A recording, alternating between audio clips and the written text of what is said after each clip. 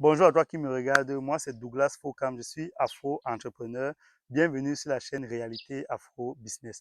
Dans cette chaîne, je partage avec toi plusieurs astuces et plusieurs réalités de l'entrepreneuriat sur le continent africain qui vont te permettre voilà, de grandir plus rapidement dans ton business ou alors dans tes investissements futurs. Si tu es nouveau sur cette chaîne, je t'invite vraiment à t'abonner, à activer les cloches de notification pour qu'on puisse former une grande famille qui interagit ensemble.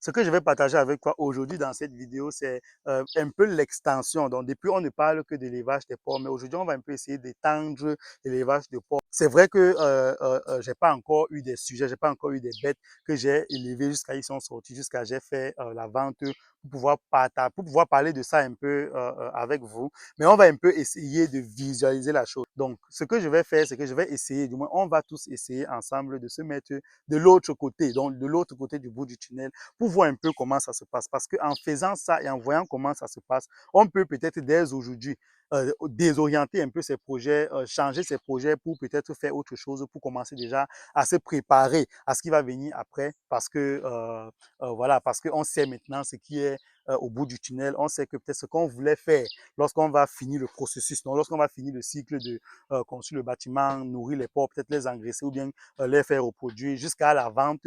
Quand on sait maintenant ce qui vient avant, on pourra aussi peut-être mieux gérer ce cycle-là, quoi. Donc, on pourra peut-être mieux se préparer. Donc, du coup, lorsqu'on sort le porc, OK, prenons un porc de 100 kg qu'on a sorti en 7 mois, disons même en 6 mois, parce que c'est ça mon objectif ici, c'est que c'est vraiment ça que je vais tester dans le premier cycle, c'est sur ça qu'est basée ma comptabilité. Ici, je veux qu'en 6 mois, de la naissance jusqu'au 6e mois que j'ai atteint 100 kg. 100 kilos de la viande de qualité. Déjà que je pense qu'avec tous les mentors qui m'entourent, avec tous les gens qui m'entourent, tous les grands frères et les papas qui m'entourent, je ne pourrais avoir qu'une viande de qualité. Mais avoir 100 kilos en 6 mois, là, cela ne dépend que de moi, cela ne dépend que du chef de production, cela ne dépend que du porcher qui travaille aussi ici. Donc, du coup, cela n'est qu'en notre pouvoir de pouvoir l'atteindre. Donc, supposons qu'on l'a atteint, supposons qu'on a 100 kg de porc, de viande de porc en 6 mois, 100 kg de viande de qualité en 6 mois. On a deux options. La première option, non, disons, on a trois options. La première option, c'est de faire venir un boucher dans cette ferme avec une balance. Il va venir, il va peser le porc et il va payer le porc voilà, au prix de gros, donc au prix vif. Il va payer le porc vif, le porc vivant à un prix qui sera peut-être plus ou moins égal au prix qu'on a sur le marché. La deuxième option maintenant, c'est que si tu maîtrises, du moins si tu as quelqu'un qui peut bien te nettoyer la viande de porc et assez rapidement, parce que si on a un bâtiment de 300, 350 porcs, ça veut dire qu'on peut sortir très facilement 10 porcs par jour. Donc 10 porcs par jour, ça veut dire qu'il faut être capable de nettoyer proprement 10 porcs, donc 10 porcs de 100 kg tous les jours, les abattre, les nettoyer et les ensacher. C'est la deuxième option que tu as. Donc, tu peux nettoyer tes porcs, les ensacher et les vendre au prix du marché. À l'heure où je tourne cette vidéo, le prix du porc, le prix d'un kilogramme de porc est à 3000 francs. Et si le prix d'un kilogramme de porc est à 3000 francs, toi, tu peux faire tout le travail qu'il y a derrière et vendre ces porcs-là à 3000 francs. En plus de ça, tu peux vendre le sang. Oui, tu peux faire bouillir le sang que tu vas extraire du porc. Tu peux le faire bouillir, l'ensacher aussi et le vendre aux éleveurs de chiens. Ça aussi, c'est un marché. Les intestins, les tripes du porc, ça aussi, tu peux les nettoyer correctement et tu peux aussi justement le placer sur le marché. La troisième option maintenant que tu as, c'est quoi? C'est que tu ne vends pas ton porc comme ça. On appelle ça de la transformation. Donc, dans la transformation, tu décides de ne pas vendre ton porc comme ça. Pour comprendre le puissant marché qu'il y a derrière ça, parce que pour moi, justement, la troisième option, c'est l'option la plus favorable. Quoique la deuxième option aussi ne soit pas mal, tu prends la viande de porc 1 kg qui coûte 3000 francs sur le marché. Le même kilogramme de viande, tu peux investir encore un peu plus d'argent. Tu te fais un four, tu te fais une braise, on va dire ça comme ça. Tu ouvres un restaurant, voilà. Disons, on n'est pas ici pour faire du n'importe quoi. On est ici pour faire les choses, pour développer l'Afrique, on va dire ça comme ça. Donc, on va construire quelque chose qui attire les gens. Donc, si tu fais un restaurant qui attire les gens, où tu ne vends spécialement que la viande de porc, parce que quelque part, c'est aussi un peu ça le problème d'investissement chez nous. Donc, tu as les gens même s'il fait la viande de porc, à côté, il fait le bœuf, à côté, il fait le mouton, il y a le poisson brisé en haut, il y a partout. Donc, il fait finalement la viande de chèvre. On ne sait même plus finalement quelle est sa spécialité. Donc, quand on vient chez lui, un jour, on mange le porc, c'est bien, c'est vraiment bien parce que c'est ça son domaine. Mais après, à côté, on mange le poisson, la viande de poisson qui n'est pas de qualité parce que c'est pas son domaine, parce qu'il ne peut pas reconnaître la bonne viande de poisson. Et c'est comme ça que ça nuit à la réputation de tout son restaurant, ça nuit à la réputation de sa viande de porc, ça nuit même à la réputation de sa ferme. Donc, quelque part aussi, c'est ça ce qu'on ne comprend pas encore. On n'a pas encore compris que chacun doit faire sa part et on doit tous se mettre ensemble pour créer un bloc.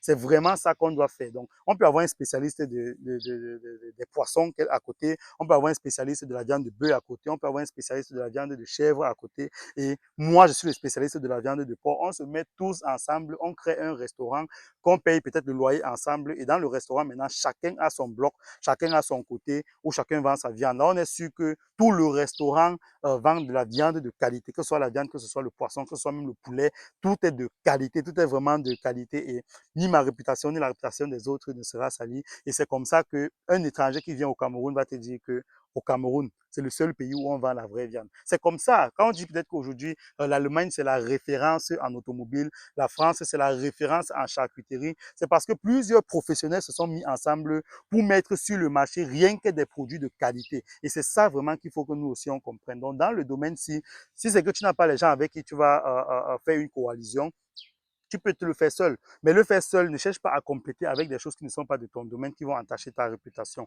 Donc, tu peux prendre la viande de porc avec une braise, tu le fais bien, tu fais la viande très, très bien. Et voilà, tu peux faire ça avec des frites de plantain, tu peux faire ça avec les bâtons de manioc. Vous savez très bien comment la viande de porc se mange ici chez nous. Si tu fais un truc comme ça, tu prends 1 kilogramme de viande, tu le coupes seulement en 6. Donc, 1 kilogramme de viande qui coûte 3 000, tu le coupes en 6, tu vends à 1 000 francs. Donc, ça veut dire que tu vends 1 kilogramme de viande en fin de compte à 6 000. Dans les kilogrammes de viande à 6 000, tu peux retirer 1 000 francs, que ça va faire le loyer, ça va faire les condiments, ça va faire peut-être celui que tu payes. Donc, tu peux retirer 1 000 francs. Donc, sur chaque kilogramme de viande, tu gagnes 5 000. Donc là, maintenant, tu es en train de gagner 2 000 par rapport à l'autre personne de la ferme qui a décidé de nettoyer toute la viande dans un sachet et de vendre le produit à 3 000. Donc, toi, tu vends à 5 000, lui, il vend à 3 000.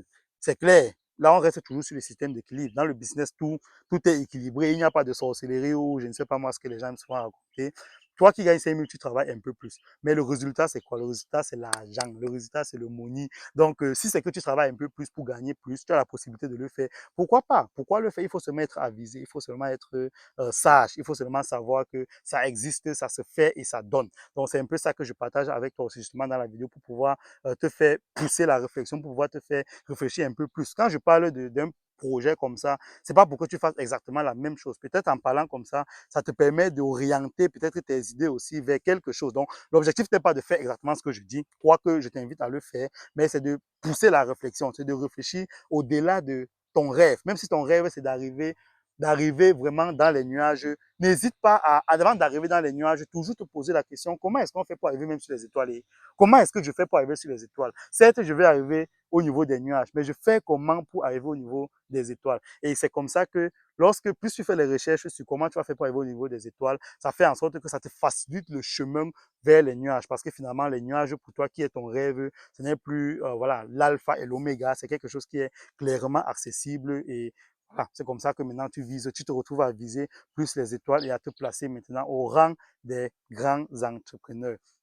Pour revenir sur la deuxième technique, donc la deuxième option que tu as lorsque ton pot est prêt, la charcuterie, bon, pas la charcuterie, mais nettoyer la viande complètement et le vendre. Là aussi, tu peux le vendre encore un peu plus cher. Mais pour ça aussi, il faut investir un peu plus. La technique ici, c'est quoi? C'est de résoudre les problèmes.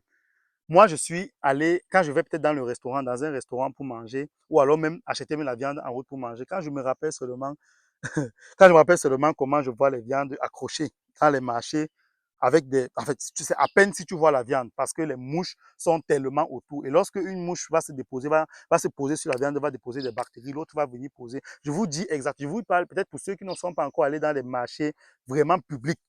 Du Cameroun ou bien de l'Afrique, il y a des viandes, tu regardes comme ça, tu n'arrives pas à reconnaître la viande parce que c'est noir. C'est pas noir parce que c'est pourri, c'est noir parce que c'est des mouches qui sont tout autour. Ça, c'est un problème. Ça, les gens mangent la viande malgré eux.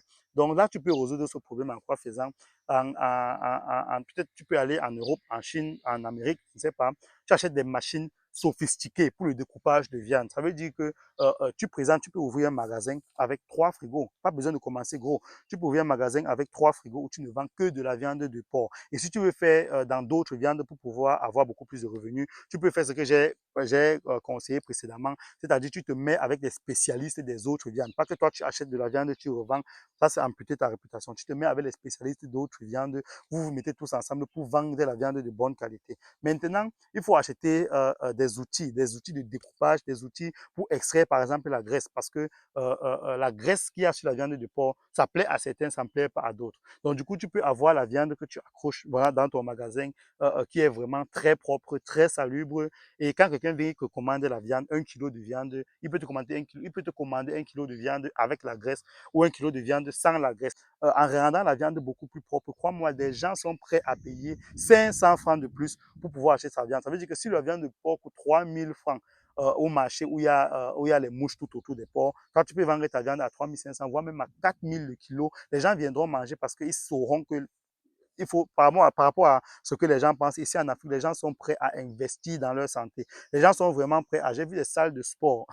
J'ai vu des salles de sport ici où l'abonnement c'est 55 000 francs par mois. Donc, c'est 3 fois plus que ce qu'on paye en Europe. Les salles de sport, c'est 55 000 francs par mois et c'est toujours plein. Les gens sont prêts à investir dans leur santé. Donc, si tu vends un truc comme ça, légèrement plus cher, crois-moi, les gens vont acheter. Donc, j'étais un peu ça que je voulais partager avec toi dans cette vidéo. Faut pas réfléchir juste à nourrir ses porcs et donner un boucher vient chercher. Quand le boucher le prend, il le prend à moins de 3000 parce qu'il va te facturer le sang, il va te facturer les excréments, il va te facturer les intestins. Donc, il ne prend pas la carcasse, il prend tout le porc et il prend un peu plus moins cher parce que derrière, c'est lui qui va travailler pour nettoyer le porc, pour extraire le sang, pour extraire les excréments, et ainsi de suite. Alors que toi, derrière, tu peux utiliser ce sang-là pour te faire de l'argent. Tu peux utiliser ces excréments-là. Ce sont des engrais très puissants que tu peux même fermenter dans ta ferme pour produire du biogaz que tu peux peut-être préparer avec ou produire de l'électricité avec. Donc, tu comprends que rien ne se perd. Donc, c'est un peu ça que je voulais partager avec toi dans la vidéo.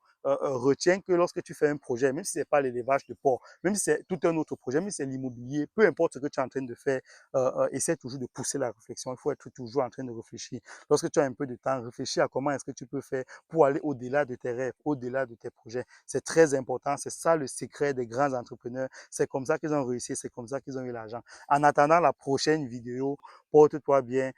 Surtout et surtout, prends soin de ton investissement, prends soin de ton argent parce que choisir où on dépense son argent, c'est quelque part aussi investir son argent. Ciao.